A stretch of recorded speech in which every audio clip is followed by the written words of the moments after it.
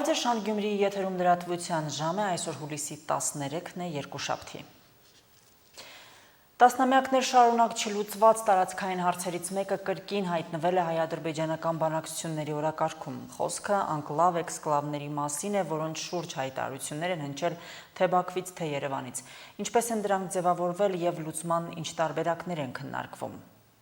Հայաստանի եւ Ադրբեջանի միջև սահմանազատման գործընթացում կրկին օրակարգ է վերադարձել անկլավ-էքսկլավների հարցը։ Ադրբեջանի արտգործնախարար Ջեյհուն Բայրամովը հայտարարել է, որ այդ տարածքներին վերաբերող հարցերը պետք է լուծում ստանան։ Սահմանազատման գործընթացը շարունակվելու է հյուսիսից հարավ, Տավուշ-Թովուզ հատվածից։ Գործընթացի սկսումով կլուծվի նաեւ անկլավային գյուղերի խնդիրը։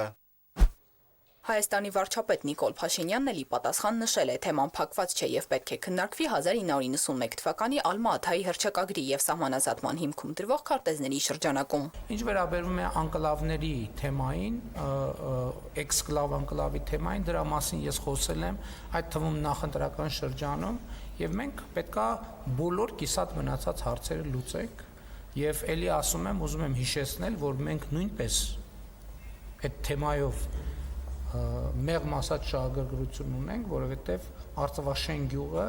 էքսկլավային կարգավիճակով գտնվում է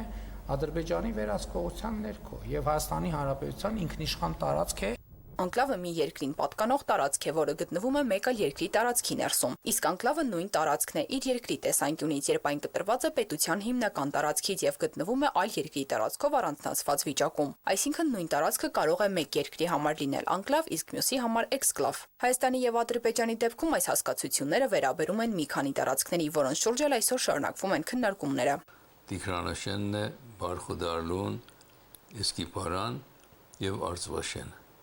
Արծվաշենը հայկական Ադրբեջանի տարածքում, ես 3 կարմիրները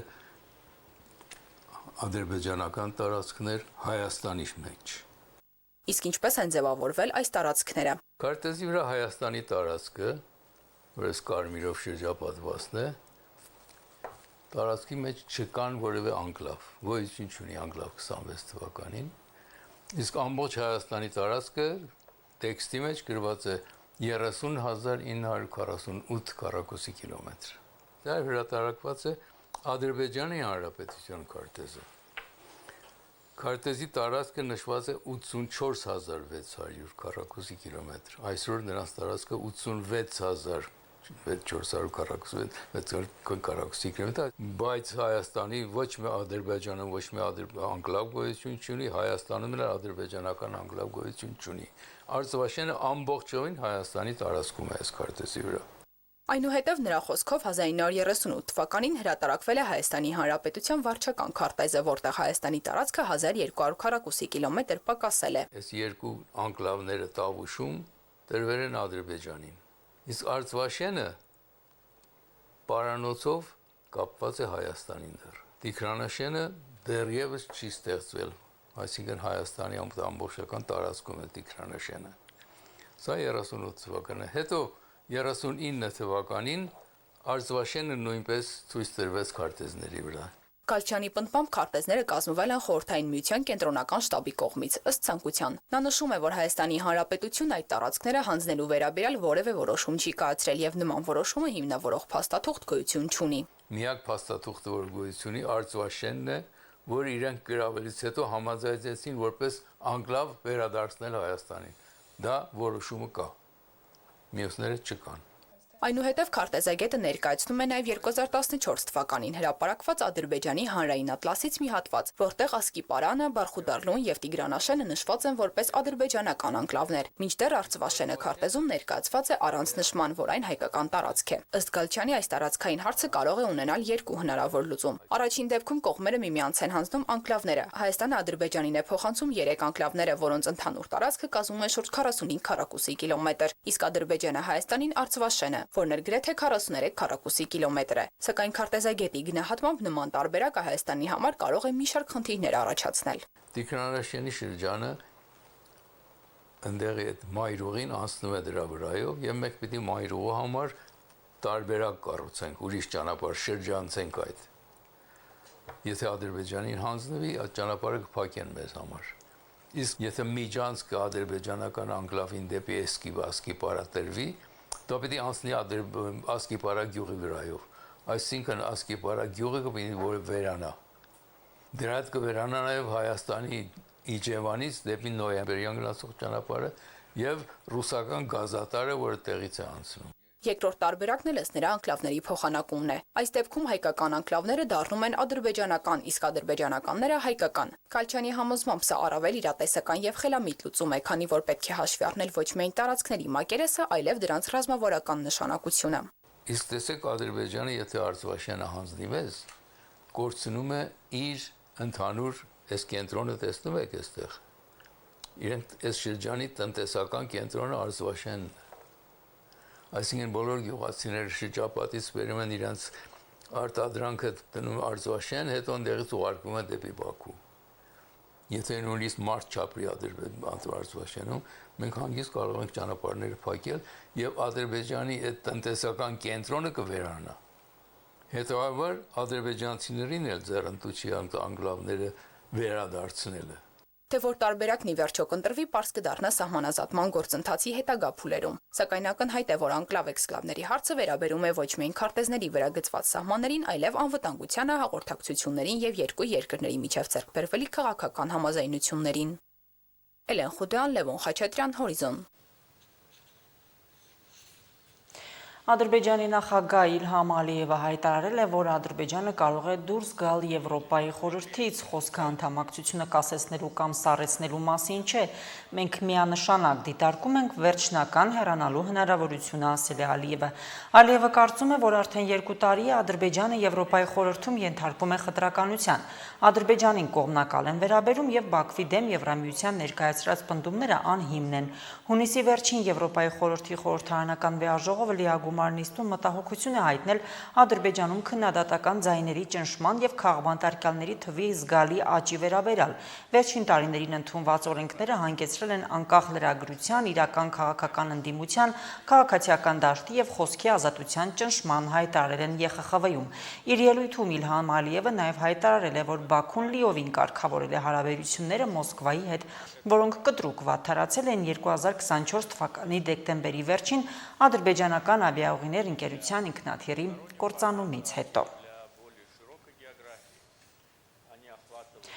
Հայ-ռուսական հարաբերություններին է անդրադարձել Ռուսաստանի արտաքին գործերի նախարարության պաշտոնական ներկայացուցիչ Մարիա Զախարովան։ Նա հայտարարել է, թե Մոսկվային եւ Երևանին կապում են առանձնահատուկ հարաբերություններ եւ երկու երկրների ժողովուրդների անկեղծ սերը։ Մեզ համար Հայաստանը պարզապես ինքնիշխան պետություն չէ, թեև անկասկած այդպես է, այն նաեւ մի պետություն է, որի հետ մենք առանձնահատուկ հարաբերություններ ունենք մեր ընդհանուր պատմության, մեզ միավորող բազմաթիվ ընդհանուր երևույթների, ընդհանուր ընտանիքներ, նախագծեր, բիզնեսներ եւ փոխկապակցված ճակատագրեր, ժողովուրդների, մշակույթների անկեղծ սերը, փոխըմբռնումը սրանք իսկական կապեր են, Զախարովայի հարցազրույցից մեջ բերել է 10 գործակալությունը։ Ռուս-ուկրաինական ճակատում մարտական գործողություններ են ընթանում մեծ ինտենսիվությամբ։ Ուկրաինական կողմը հայտնել է, որ հարվածներ է հասցրել Ռուսաստանի Ստավրոպոլի երկրամասում գտնվող նավթային պահեստի ուղղությամբ։ Տեղական աղբյուրների համաձայն Մոսկվայի մարզում նույնպես լսվել են պայթյուններ։ Ռուսաստանի անվտանգային դաշնային ծառայությունը կանխել է Ուկրաինայի հետախուզական գործակալությունների կողմից Ամուրի եւ Չելյաբինսկի մարզերի, Ուկրաինկա եւ Շագոլ ռազմական օդանավակայանների դեմ ծրագրված ԱԹՍ-ների լայնածավալ հարձակումները։ Դրանց կազմակերպիչները ձերբակալվել են, այս մասին հայտնել են անվտանգային դաշնային ծառայության հասարակության հետ կապերի կենտրոնը։ Ռուսական ուժերը գիշերը ավիահարվածներ են հասցրել ուկրաինական նավահանգիստներին, մասնավորապես Օդեսայի մարզի Չեռնոմորսկ քաղաքում գտնվող նավահանգստային ենթակառուցվածքային օբյեկտներին, որոնք օգտագործվում են ռազմական բեռների պահեստավորման համար։ Այս մասին հայտնել է Ռուսաստանի պաշտպանության նախարարությունը։ Արևմտյան դաշնակիցները այսօր Փարիզում կփորձեն ապահովել Ուկրաինայի համար ավելի շատ օդային պաշտպանության պարտավորություններ։ Այս մասին հայտնում է Reuters-ը։ Կամավորների կոալիցիայի խորագրով հանդիպմանը Ուկրաինայի նախագահ Վլադիմիր Զելենսկին կմիանան առնվազն 25 առաջնորդներ։ Այսօրվա հանդիպումը տեղի է ունենում ՆԱՏՕ-ի գագաթնաժողովից մի քանի օր անց եւ նպատակն է ցույց տալ Ուկրաինային երկարաժամկետ աջակցություն ցուցաբերելու պատրաստակամությունը։ Ֆրանսիայի արտգործնախարար Ժան Նոել Բարոն ասել է, որ Ռուսաստանի կողմից արձակված բալիստիկ հրթիռները նպատակային թիրախավորում են քաղաքացիական գոտիները եւ այս հանդիպման ուշադրության կենտրոնում կլինի նաեւ պաշտպանական համագործակցությունը, սկսած ամերիկյան Փետրիոտների որսորդական համակարգերի ձեռքբերումից եւ ֆրանսա-իտալական SAMP-T հակաօդային պաշտպանության համակարգերի նոր հատվածներում տեղակայումից մինչև եվրոպական եւ ուկրաինական պաշտպանական արդյունաբերությունների կողմից այլընտրանքային լուծումների մշակման հնարավորությունների քննարկումը։ Ուկրաինայի նախագահ Վլադիմիր Զելենսկին հայտարարել է կառավարության եւ իրավապահ համակարգում պաշտոնյաների փոփոխությունների մասին։ 3 Յուլիա Սվիրիդենկոն հրաժարական է տվել Ուկրաինայի վարչապետի պաշտոնից Միացյալ Նահանգներում Ուկրաինայի դեսպանի պաշտոնը ստանձնելու կանխատեսումների ֆոնին, հայտնում է Guardian-ը։ Reuters-ը հաղորդել է, որ ընդդիմադիր падգամավոր Յարոսլավ Ժելեզնյակը Սվիրիդենկոյի թեկնածությունն է առաջարկել ԱՄՆ-ում դեսպանի պաշտոնը ստանձնելու համար, իսկ նոր վարչապետը շրջանառվող լուրերի կլինի Նավտոգազ ընկերության ղեկավար Սերգեյ Կորեցկին։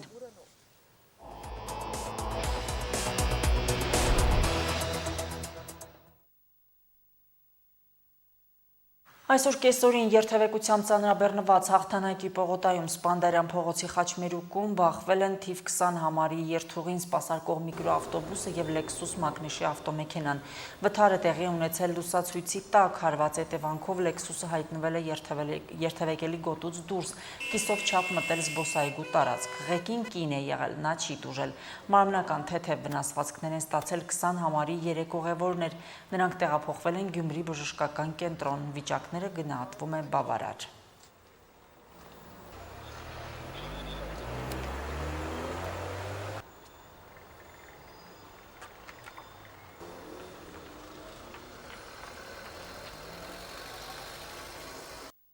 Դե ես իրան խփի, դարավ ես կոմ ու եկավ ես կոմ էլ ես։ Չպատկերացել ես կողոզ ագի բանին, ստոյքին մոմենտը մաշկես դեմը սեղծավ, էլ բան չերեց, ուշադրություն չեղա էլ։ Իմ պասաժիրներ ես։ 3 հոգի։ Վերգատ կնիկ են ոդներ, մամաղջիկը դեմ բան չկար, պրոստը ստրեսի մեջ էր ինչ չհասկացա։ Գազելը ստից եկավ, սետափորը 4 րոպե էր։ 4 րոպե մարդը մի 4 րոպե անց պիտի բանեներ որ կանան զարգեր, գազելի շոֆերը կաստված մտավ Lexus-ն էլ, Lexus-ի ճամփեն բացել։ Lexus-ը հարթել է պեշեխոդի մոդը, Lexus-ը հասել տյան էս Mercedes-ի մոդն է եղել։ Ազգային ժողովի ընտրությունների ընթացքը իր քարոզչական ու հետընտրական զարգացումներով քննարկման ակտուալությունը չի կորցրել։ Այս ընտրությունները առանձնացան ոչ թե ծրագրային առաջարկներով, այլև ատելության խոսքի բառապաշարով, ինչպես նաև արհեստական բանականության տեխնոլոգիաների կիրառումով, որոնք կեղծ տեղեկատվությունը հաջողությամբ էին գեներացնում։ Երևանի մամուլի ակումբը այս դրսևորումներն ու դրանցից բխող հետևանքներն է ներկայացրել Գյումրիի երկխոսության մեդիա կենտրոնում կազմակերպված հանդիպմանը։ Այս քննարկումների շարքը անցկացվելու մարզերում։ Ծրագիրն այդպես էլ կոչվում է Երևանից Անդին, փաստահեն մամուլ մարզային համայնքների համար։ Հունիսի 7-ի ազգային ժողովի ընտրությունների հետընտրական գնահատականները սպառված չեն։ Քարոզարշավի ընթացքում քաղաքական ուժերը թե ինչ տեխնոլոգիաներ ու բառապաշար կիրառեցին, որքանով էին հեռարձակվող լրատվամիջոցներն ապահովել ընտրությունների հավասարակշռված օրենսդրության եւ մասնագիտական էթիկայի պահանջներին համապատասխան լուսաբանումները Երևանից Անդին քննարկման թեմա էին Գյումրիում։ Հարցերի պատասխանները տալիս են Երևանի մամուլի ակումբի մասնագետները, ներկայացնելով իրենց մեդիա մշտադիտարկման արդյունքները։ Անդրադարձներ ասելով նկատի ունենք նշանային բնութագրիչներով անդրադարձերը, այսինքն տվյալ կուսակցությանը անդրադարձել են դրական ձևով, բացասական ձևով, թե չեզոք ձևով։ Հիմնական բացահայտումները կամ հիմնական դիտարկումները ընդհանուր առմամբ մշտադիտարկման հետևյալն են, որ լրատվամիջոցները այս անգամ բավականին ակտիվ են լուսաբանել քարոզարշավը, շատ ակտիվ է եղել, բայց ոչ բոլոր դեպքերում է եղել բալանսավորված։ Մեդիա մշտադիտարկման շրջանակում են եղել 10 հեռուստաալիք՝ Հայաստանի հանրային հեռուստաընկերությունը, առաջին լրատվական ալիքը, Armenia, Կենտրոն, Շանթ, 5-րդ ալիք, Free News, Ազատություն TV-ն, Civilnet-ը եւ Factor TV-ն։ Դիտարկել են, գնահատել են քաղաքական ուժերի լուսաբանման հավասարակշռվածությունն ու բնույթը, ինչպես նաև դրա գրողական էթիկայի հնարավոր խախտումները, վիրավորանք, սպառնալիք, հայոյախոսություն եւ անձնական կյանքի անհարկի միջամտություն։ 2026 թվականի մայիսի 8-ից հունիսի 5-ը վերլուծվել են ընդհանուր 1636 նյութ։ Ոչ մի դեպքում չի եղել այնպիսի դեպք, որ այդ էթիկական խախտումը թույլ տա հենց լրատվամիջոցը, լրագրողը, այսինքն այս անգամ լրագրողների կողմից էթիկական խախտումներ չեն արձանագրվել, ոչ չի եղել հայհոյախառն արտահայտություն, վիրավորանք, անձնական կյանքի անհարկի միջամտություն եւ այլն, բոլոր էթիկայի խախտումները, որոնք արձանագրվել են, եղել են մեծամասամբ այլ կուսակցությունների կողմից ուղղված իրենց մրցակից կուսակցություններին եւ այլն։ Էթիկայի խախտումների պակաս այս քարոզարշավը չունեցավ։ Քաղաքական ուժերը հաճախ հնչեցրել են վիրավորական, երբեմն հայհոյախառն արտահայտություններ ուղղված մրցակիցներին։ Հետազոտության արդյունքում ուսումնասիրված 10 հեռուստաալիքների եթերում արձանագրվել է լրագրողական էթիկայի 156 խախտում արտահայտությունների եւ տեսահադրվագների մակարդակում։ Պետք է նշել, որ ընդհանրապես բոլոր դեպքերում կա երկու մոտեցում, լրատվամիջոցը կարող է պարզապես կայացնել այդ որոշումը, ինչը եւ եղել է այս քարոզարշավի ընթացքում, կամ տալ բացահայտ կերպով ուղղակի խոսքով բոլոր տիպի արտահայտություններ, նույնիսկ եթե դրանք վիրավորական են, կամ վարվել է այլ կերպ, փորձել է սահմանափակել այդպիսի արտահայտությունների եթեր հեռարձակումը, փորձելով չխեղաթյուրել ընդհանուր պատկերը։ Թվերից ու փաստերից այն կողմ նաև ապատեղեկատվությունն է քաղաքական եղանակ ստեղծել։ Արհեստական բանականությամբ կենարացված լուսանկարներն ու տեսանյութերը հաճախ մոլորության մեջ են գցել ընտրողին։ Մասնագետների գնահատմամբ, թեև թվային գործիքներն ու արհեստական բանականությունը ժամանակակից եւ ազդեցիկ հնարավորություններ են, բայց այս դեպքում խանգարել են։ Այս ընտրությունները Հայաստանում նաև առանձնացան արհեստական բանականությամբ ստեղծված աննախադեպ ծավալի բովանդակությամբ։ Մոտ 96 տարբեր այսպիսի ահազանգ մենք ստացել ենք, որ այս fake-ը այժմ բան կա։ Բուն ընտրությունների օրը 18-ը փոքր թիվ կարող է թվալ, բայց սա մի օրվա կտրվածքով է։ Հա 18 այդպիսի բան ենք արձանագրել եւ սա ներառում է իրական նախընտրական լռության օրը ու այդ օրը օրինակ սերիաներով վիդեոներ էին թողարկվում, օրինակ հայտնի երգիչներ եւ այն ասում էին անգարց չընտրեք, չգիտեմ, այս ուժին որտեվ եւ այլն, հա։ Նաև դիմակավորված ինչ-որ կանալներ էին ստեղծվել մի քանի, հա, հատուկ դիմակներով սև եւ այլն, սենց, որոնք տենց ինչ-որ սենսացիոն բացահայտումներ էին անում։ AI վիդեոներ, որոնք 5 միլիոնից ավել տարածումներ ունեին։ Եվ դրանք հիմնականում այդ 300,000 ադրբեջանցիների թեզը առաջ տանող վիդեոներն էին, եւ էս էլ էր հետաքրքիր, որովհետեւ այս տիպի կանխատեսումներ ասված է, այսինքն որ 300,000 ադրբեջանցի է գալու, այ Հայաստանը այսպիսին է լինելու, եթե փաստերի ստուգման տեսանկյունից փաստեր ստուգողները սա չեն կարող ստուգել։ Իրենք չեն ստուգում կանխատեսումներ, իրենք չեն ստուգում կարծիքներ, հետեւաբար այս թեզը առաջ տանելը եւ դավադրապաշտական տեսանկյունով ներկայացնելը շատ ավելի հեշտ է ու էլի մնում են էմոցիոնալ ֆոնը։ Ոչ բավարար մեդիագրագիտություն ունեցող քաղաքացին հայտնվել է ոչ թե տեղեկացված ընտրության, այլ քաղաքական անորոշության առաջ։ Շատ դեպքերում նման որակի մեդիա բովանդակությունն այնքան խորն ու ազդեցիկ է լինում, որ ոչ միայն անորոշություն է ստեղծում, այլև ձևավորում է վախի, տագնապի եւ անվստահության մթնոլորտ, խորացնելով հասարակության բևեռացումը։ Մարդը AI-ով նայում է, իր մոտ սկսում է արմատանալ, որ ենթագիտակցում են, որ հա, նույնիսկ կա հումորային վիդեոներ, հա, որ չգիտեմ, պետության ղեկավարը մետրո եք բարձանում, բանի շան գլխով սկսում է հաճած հրավերն։ Ինքը իրականում մեջը հումորային սարկաստիկ տար կա, բայց դա սկսում է, եթե համադրվում եք այն իրական կյանքի դեպքերը, որ մետրո եք բարձրացել մի արցախցի կնոջ հետ այդպես վեճեր բռնվել բան, ծեր փորձում է մարդկանց մոտ նստված թողնել։ Հիմա նաև ունենք այս հարթակը, կոչվում է iVerify AM, սա մեդիանախաձեռնությունների կենտրոնն է անում հետքի եւ Civilnet-ի հետ։ Այստեղ կա ուղարկել հարցում iVerify-ի հաստատման փաստերի ստուգման համար։ Շատ կարճ գրում եք, ուղղակի լինկը դնում եք այն աղբյուրի այդ նույն Չախոյանի լինկը կարող եք դնել այստեղ, ուղարկել մեզ, մենք ստուգում ենք, ուղարկում ենք ձեզ եւ նաեւ հրապարակում ենք այստեղ։ Երևանում թե դրանից անդին ապատեղեկատվությունը մտահոգող մարտահրավեր է։ Սոցիալական հարթակներում եւ մեդիայում տեղեկատվական հոսքերի կեղծն ու իրականը տարբերելը դժվար է անգամ մասնագետների համար։ Ընդգծում են, որ միայն առանձին նախաձեռնությունները, մեդիագրագիտության դասընթացները բավարար արդյունավետություն չեն ապահովում։ Հասմիկ Թումասյան, Արարատ Ծատուրյան, Հորիզոն։ Ով է եղել Վատիկանի միակ հայ կարդինալը, այս բացառիկ եւ արժեքավոր բացահայտումն անում է հայ ժամանակակից արձակագիր, բեսթսելլերների հեղինակ Աշոտ Աղաբաբյանը իր «Կարդինալը» վեպում։ Այն գրող հրապարակախոսի 12-րդ գիրքն է։ Ժամանակին աշխարհի ամենաազդեցիկ դեմքերից մեկի Վատիկանի միակ հայ կարդինալ եւ հայ կաթողիկ է եկեղեցու պատրիարք կաթողիկոս Գրիգոր Պետրոս 15-րդ Աղաջանյանի բացառիկ կյանքի պատմությունն է գրքում։ Կարդինալը վեպի շնորհանդեսը Շիրակի մարզային գրադարանի նախաձեռնությամբ կայացել է նաև Գյումրիում։ Եթե Աշոտը արդեն 12 վեպ է գրել, եւ այդ վեպերը ձեռքից ձեռք են խլվում, եւ դառնում են արդեն գրադարանային մատենագիտական հազվագյուտ նմուշներ, սրան մեղավորը հենց Աշոտն ինքն է, որովհետեւ գրում է բարբետորեն, գրում է այն, ինչ անհրաժեշտ է գտնում իր ժողովրդին։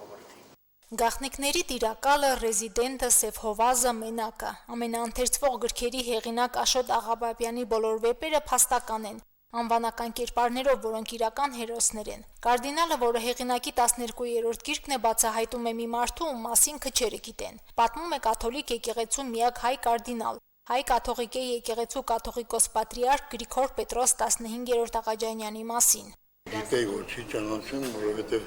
Սովետ միության տարիներին ինքը պերսոնան նոն գրատա արգելված էր եւ այդպես ալիքով եկել էր միջև մեր օրերը եւ մեր ժողովուրդ չէր ճանաչում իր ամենահավիրական զավակներից մեկին։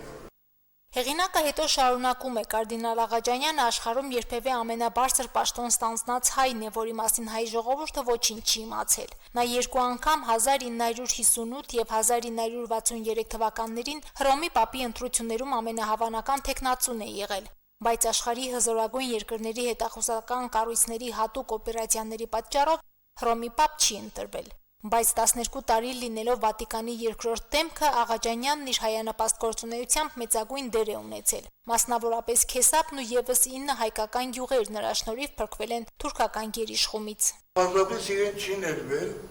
46 թվականի իր մի հայտարարություն, որով ինքը դեմ է եղել հայրենադաշտությանը։ Եվ հա երևս նոր երկու ամսվա կարդինալը, ու ինքն է ասում իր հուշերում, ասում է երկու ամիս առաջ ամբողջ աշխարհի հայությունը իմ կենացն են խմում, ամեն տեղ հպարտանում էին, երկու ամիս հետո այդ նույն հայությունը ամբողջ աշխարհով մեկ հայոյում էր կարդինալ Աղաջանյանին։ Նվիրյալ հոգևորականին որպես հակակոմունիստ խորհրդային միությունը արգելել է հայրենիքի հետ ցանկացած շփում։ Աշոտ Աղաբաբյանն այս վեպով գեղարվեստորեն ամբողջացնում է մեծ հայի հանրահայտ հոգևորականի տիեզերական ու բացառիկ կերպարը։ Գիտեք, ես ամոթ զգացի, որ մեր հասարակությունը իր բազմության մեջ չի ճանաչում կարդինալ Աղաջանյանին։ Եվ եթե դա կարելի էր հասկանալ սովետական միության տարիներին, դա բացարձակապես անբացատրելի արդեն մենք 35 տարի ունենք անկախ Հայաստան եւ շարունակում ենք չճանաչել կարդինալ Աղաջանյանին մեծագույն հային, որը աշխարհի տիրակալ մակարդակի հայ է եղել, իսկ ինչու հատկապես նրա կենսագրությունը, որովհետև այդ կենսագրությունն է, որ հայ մարդու համար, այսօրվա հայ երիտասարդի համար ուսանելի է, բոլոր առումներով ուսանելի։